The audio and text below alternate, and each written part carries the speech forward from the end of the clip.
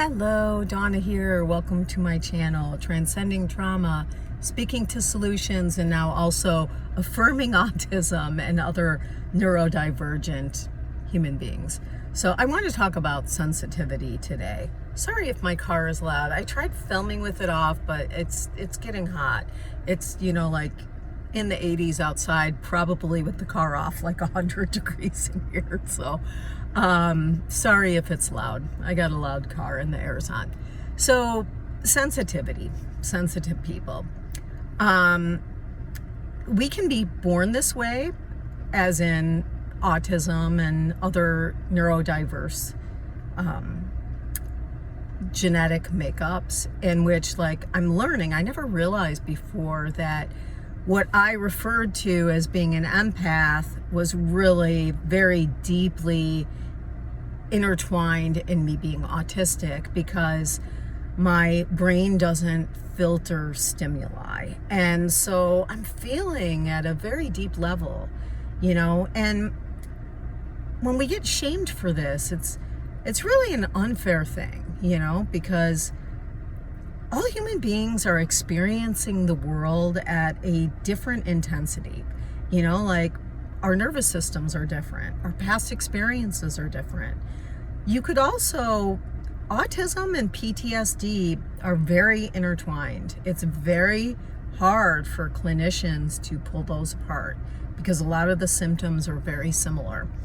When we've lived through trauma, the brain creates an adaptation, which is, instead of we take in data through the brain, stimuli, data, experience, anything, our surroundings, we take them in through the front cortex, which becomes fully developed at the age of 25. That's why children are a lot more emotionally reactive than adults.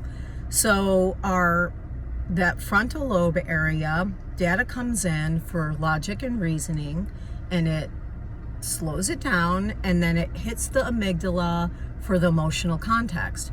Well, once you've lived through trauma, or especially ongoing trauma, complex PTSD, CPTSD, the brain creates an adaptation. It realizes, ain't nobody got time for logic and reasoning. I need this experience to hit the amygdala first. I need fast reaction because I'm in danger. My fight or flight is activated. So, and then this becomes a habitual state where the brain it creates that adaptation. You live like that for so long, for so many years, and the brain just starts doing that automatically, just bypassing the frontal lobes and going straight to the emotional first. So, we are feeling things deeper, we often get gaslit by society and ourselves that, it's not the height that you're feeling. This situation is not the height you're feeling, yet inside of our vessel, everything is screaming, yes, it is. It is how I feel. That depth is how I feel. So a couple of things. I heard this lady on an autistic group describe so well what the experience is with the heightened sensitivity. And really, what is it? It's beautiful. It means our senses are heightened. You're not too sensitive. You're sensing at a higher intensity than other people. So it's like any minority, being shamed, just because I sense things at a deeper height and more intense volume doesn't make that incorrect. Actually, it's what makes us able to create connections and see patterns that other people don't, because we're feeling intensity. It also allows us to be creative and see the world through a really beautiful lens. Part of the overwhelm isn't just the intense sensory input, because we can't filter it like a untraumatized or a neurotypical brain automatically filters a lot of stimuli out, so they're not sensing and feeling and seeing all of the connections. Is this something we should shame someone for? I want to build that bridge, but I want we have for long enough, sensitive people, been shamed for feeling our sensitive nature. Like, I don't want to shame neurotypical or untraumatized people for them having a built-in filtering mechanism, for them not feeling deeply, for them not feeling intensely. Should I start shaming them? I don't think so. I don't want to go that way.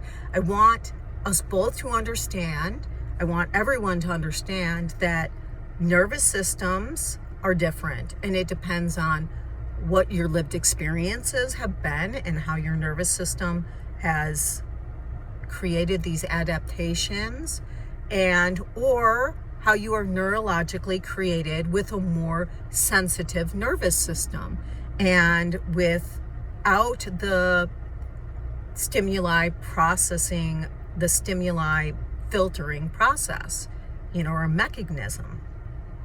Like, let's try to understand each other. If someone's telling you something that they're feeling deeply, why can't we believe and understand, wow, they're sharing with me what their lived internal experience is like, and me understanding when someone else says, well, I don't see it that way. I'm feeling it at this lower intensity, just understanding each other, like, I think that if someone could live through someone else's vessel and feel the intensity they're feeling, they would have more understanding. Why can't you just cognitively understand that,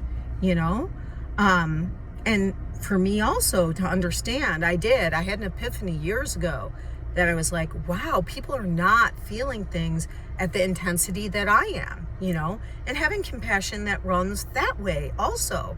Like, they're not feeling that intensity I'm feeling, so they're having not as big of a feeling around it, and I don't even want to say reaction, because sometimes I have been reactionary. I'm a human being, sometimes I have been reactionary by my overwhelmed senses, but definitely not in several years.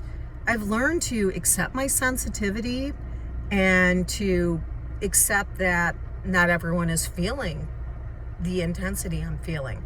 It can feel lonely until you start connecting with other sensitives, it's sad I don't want to segregate and separate, like sensitives to non-sensitives. I really do want to build that bridge, but when people aren't giving understanding of a heightened sensory experience, someone's heightened nervous system, then it's really hard to feel seen, like trying to I can't think of the word, like compelled, or like squeeze myself, basically. I'll think of the word on the replay, to squeeze myself into to conform to being something that I'm not, which is less sensitive, and instead embracing my sensitivity, not being reactionary, not being explosive about it, just feeling it, acknowledging it, loving it. It's the way it was created. So, all right, I want to share two more things and then I'll let it go. On the autistic group, the woman, I think I just mentioned it, which really explains deeply how these differences are. Like, she remembers as a child looking outside and it had just rained or whatever, and the grass was so vibrant and green, and her senses just started with the intensity, the volume, not too sensitive, very, very beautifully sensitive. And she shared with her classmates, like, look outside at how bright and brilliant the green grass looks, and look at how beautiful it looks.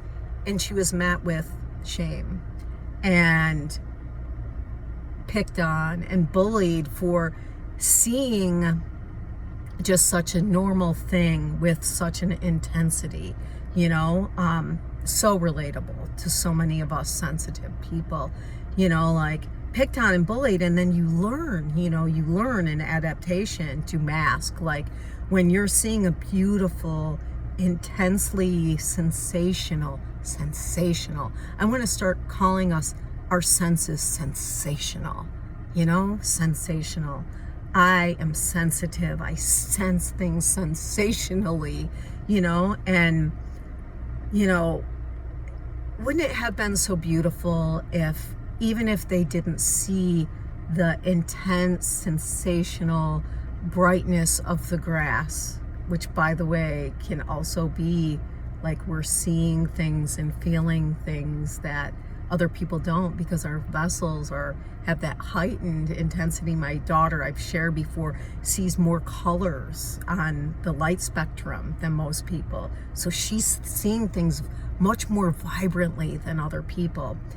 Like, instead say, oh, like, try to look at it through her lens. Like, oh, it just looks like grass to me, but you're seeing it bright. Like, share with me your experience. Share with me your, like, this would help to alleviate so much of the shame and anxiety and depression that sensitive people feel, because we're so shamed for the way we see the world, instead of celebrated for it, I want to change this. This is about affirming autism. All right, so I wanted to share that. Like, what could that little girl's experience, and then that echoed out in her life, feeling shame, instead have been if people would have said, oh, wow, you see it like that? That's so cool.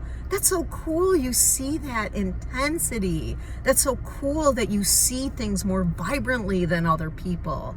That's so beautiful.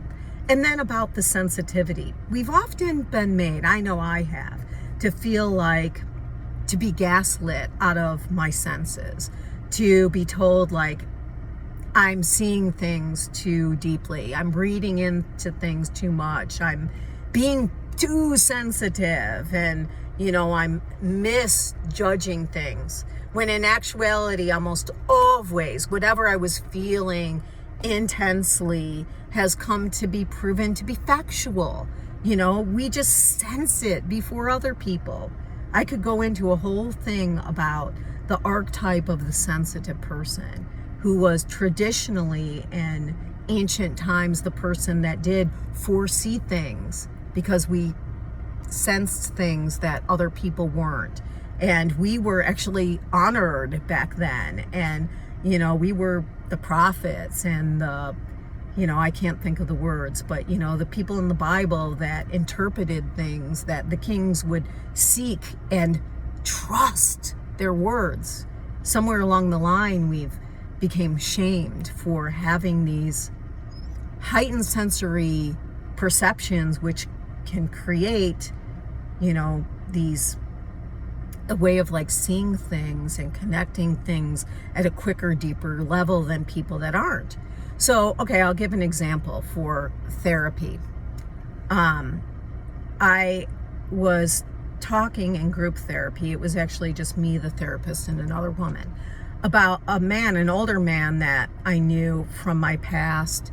And I felt he was the way he was talking to me, it was really felt overwhelming. I was picking up something, and I was telling them, like, when he said this, it felt off, it felt wrong, it didn't feel good, and I got shamed and told I was being too sensitive. This can happen in therapy even, like, as an autistic or sensitive person, you really have to be careful who you hook up with in therapy.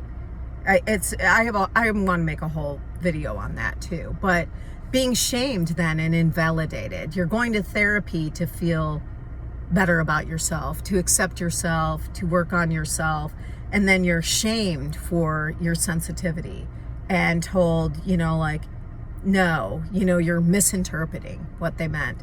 And then come to find out later that, yes, in fact, this man had gone off the deep end, had become a drug addict. And I have empathy. I'm not saying, oh, awful drug addict. I was picking up something. He was acting wrong, and I was shamed for it. And I was intuiting correctly that there was something up with him, And so again, with the heightened sensory, like, the messages to them were benign. To me, I sensed things, and then you feel gaslit, for having your extrasensory perception. And it's awful. So, just learning to accept ourselves. I'm just going to let this go then. Just learning to affirm and validate and accept ourselves. I had to do this really strongly yesterday for being told that I was exaggerating something when in fact I was being extremely factual, but maybe the depth that I'm feeling and my sensitive nature makes people feel like it's too much, or I'm exaggerating when if you were inside my vessel, I'm being very factual, And so I like speaking to solutions, so I'm just going to give a tip. You don't need to listen to all the outside chatter. You live in your vessel. You are allowed to judge your experience. You're allowed to judge your experience by your heightened nervous system. Is it even a bad thing that your brain may have adapted to feel things quicker? Is that a bad thing? I don't think so. So I just want to share with you what I did yesterday. And what I hope you can do for yourself is, I said, I believe you. I believe you. You didn't exaggerate.